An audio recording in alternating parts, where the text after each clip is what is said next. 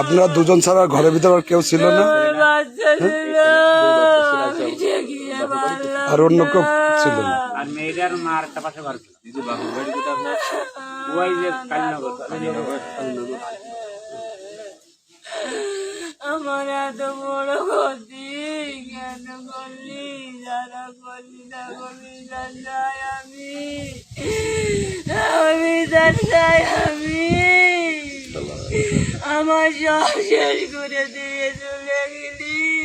আমি জানাই ওরা যদি কিছু চাইতো আসে আমার ঘরটা নিয়ে চলে গেলি।